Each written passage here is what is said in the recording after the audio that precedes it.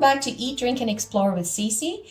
Join me today in creating what I'm going to predict is going to be your new go-to cocktail of all times, the French Redhead. It's aromatic, it's floral, it's bright on the palate. The best way to describe it for me is summertime in a glass. So for me, a cocktail perfection is all about balance. So a little sweetness, but not so much that it's like sipping on dessert. I want to taste a little kick of alcohol in the back of your throat, but I don't want to be overwhelmed by it either, right? So cocktail is all about balance to me. Good cocktail is all about balance. So for those of you who want to skip straight to the cocktail recipe, use the YouTube chapters within the description to jump right to it. Hope you enjoy it. After many cocktail experiments, I've come to believe that fresh citrus juice is like the best thing ever. I have tried everything from lemons to limes to Meyer lemons, grapefruits, tangeolas, manolas, the gamut of citrus fruits. And I still believe it's the best mixer out there for me. It provides that fresh, bright note in the mouth as the liquid wraps around your tongue, and then it wakes up the taste buds like bang on the side of it because of the high acidity in there. So we're going to do the French Redhead today. And this is a takeoff of the French Blond cocktail. And it's all the rage lately today because I realized that supposedly Taylor Swift said that it was one of her favorite cocktails, and the Rye Kansas City bar tweeted that out, and so now it's all the rage all over the place. But if that is even true, I wholeheartedly agree with Taylor that it is the best cocktail ever. So what is it composed of? So what's the difference? What makes the difference between a French Redhead and a French Blonde cocktail? It's simply the fact that you're switching out the grapefruit juice from white to pink. The blonde uses white, the redhead uses pink. The French Blonde uses when you make the French Blonde cocktail, it uses the sweet tart balance of a grapefruit juice to round out the flavors of a Lillet Blanc and the dry gin.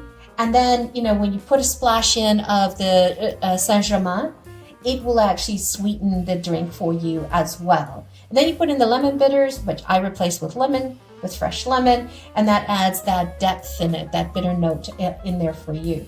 But I'm going to warn you, just one tiny word of warning. This drink is surprisingly deceptive. With 17% alcohol here and 40% alcohol on the gins, the alcohol content does go up. So you might say, oh, this is so delicious, and oh, it's not strong at all because you're enjoying yourself. And then I'll have another, and then what happens after that? Well, I'm going to let you fill in the blanks. I swear, nothing happened to me. I'm just, making a comment, an observation. So for Valentine's, I thought we would do the redhead just because I love the pink hue of it. It's so pretty. So let's get into actually making the drink. So what's the components? The components are the Lillet Blanc, and you're going to need, there is a Lillet Rouge, or Rosé, I should say, but that is not used for this recipe. Do not substitute that and make it a French Redhead. It just doesn't work. I mean, the grape varieties are completely different. It uses a Merlot grape versus the white grapes in there. And then you're going to have, these three, and then you're going to have your freshly squeezed grapefruit juice. Again, pink for Redhead, white for the French Blonde, your lemon bitters in there, and then you're going to have some lemon peels. I'll show you how I finish that off in there. And then, of course, you're going to have a nice martini glass to go with that. So what we're going to do is we're going to go through and make this. And so what we're going to need, we're going to do 2 ounces of Lillet Blanc. Now, what is Lillet? It's Lillet Blanc, as it's pronounced. It is a French aperitif wine. It's an aromatized wine that they use and they put different fruits and herbs in it through it. It's original. The base of the wine is using white Bordeaux grapes in there. And for those wine enthusiasts out there, the grape variety used in Lillet Blanc is a Sauvignon Blanc and Semillon grapes. These are traditionally the white grapes of the left bank in the Bordeaux region along the Garonne River. And it's from a commune called Pot de Sac, and it's in southwest France. So this is kind of where you want to, this is where the grapes come from. And typically these are the grapes used for Sauterne as well. So just for those wine enthusiasts out there. Now, the flavor is definitely difficult to describe. I mean, like on the nose, I get notes of flowers, honey, and orange. And sometimes you'll hear people refer to it as candied orange, but that's that honey orange note that you're smelling. And then sometimes you'll get hints of mint or even pine. Like, you know, this, when you go into a forest and you smell some pine resin off the trees, you might get that as well. And then again, you've got some exotic fruits that they layer in when they're doing the aromatization of the wine as well. So that's on the nose. So some quick history on Lillet Blanc. What is it? Basically, it was invented in, I think, 1872, something like that. And it was really created to develop as a tonic wine. So people like soldiers and the local population could drink to help with fevers and for those who are James Bond aficionados, which I am totally obsessed with James Bond. The old ones, the new ones, the whole thing. I would say the whole Roger Moore period, so, but I do like the ends, the beginning and the end there. And so Lillet Blanc is actually used in the new drink that got introduced with Casino Royale when Daniel Craig did his first appearance, and it's called the Vesper Martini. I'll do that another day for you guys in there. Now, what we're going to do is we're going to need 2 ounces, and I've marked here 2 ounces of freshly squeezed grapefruit juice. Now, you want to make sure you strain it. You don't want to have any pulp in there. I've already strained it, but if not, you could use the bar, like a bar strainer in there. So you just pour that in. And what I'm going to do is I actually am going to add in some ice cubes to chill it down. You don't serve it with the ice cubes, but I like it really, really, really cold. Perfect. And then we're going to add in the gin. And so the gin that I'm using here, so we'll just move this out of the way. So the gin I'm using is called Citadelle, and it's a French gin, and it's from southwest France as well. And wonderful juniper note, citrus juniper note in there.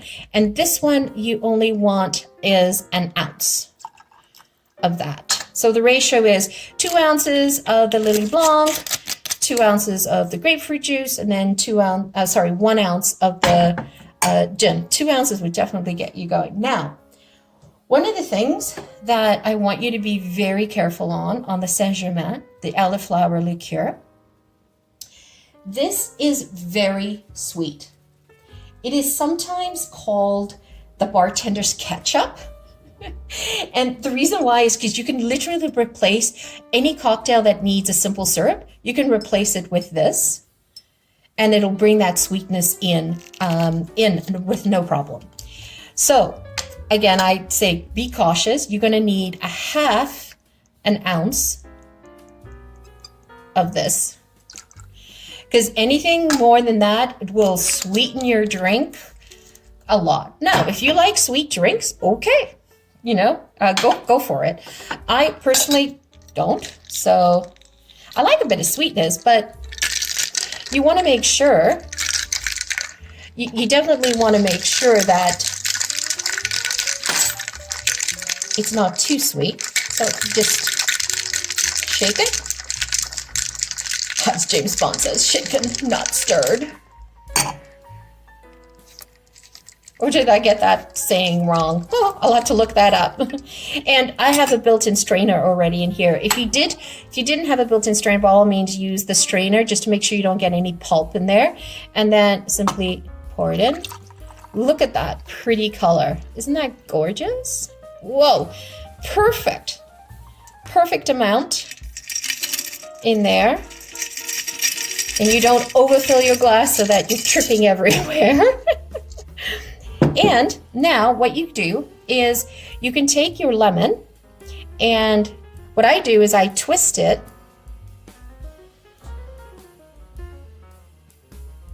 I twist it over the glass. And what I'm trying to do is I'm trying to excrete some of the lemon oils. And then what I do is I take the same twist and I rub it around the glass. And the reason why I'm rubbing it around the glass is because it's going to introduce a citrus flavor every time you go to sip it. No matter where you sip on the glass, you have this nice lemony aroma. You know, one of the things I forgot to do, because I don't use the lemon bitters, you would add 2 dashes of lemon bitters in here if that's what you want to do. But what I'm doing is I'm actually just going to replace it with 2 squeezes. 1, 2, just 2 squeezes of lemon juice. And just in there, since I didn't shake it. And then I'll just finish it off with a little lemon peel on top. Oh, too heavy. Oh well. But that's perfect. So let me try it.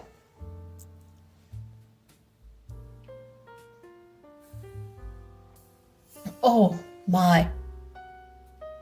That is really, really good. Not bad at all. Oh, it never disappoints. So here you have it. The French Redhead with a... So what I'd like you to do is go ahead, try it, make it, try it. Are you brave enough to admit that you love the French Redhead? If you are, by all means, put it down in the comments below and let me know.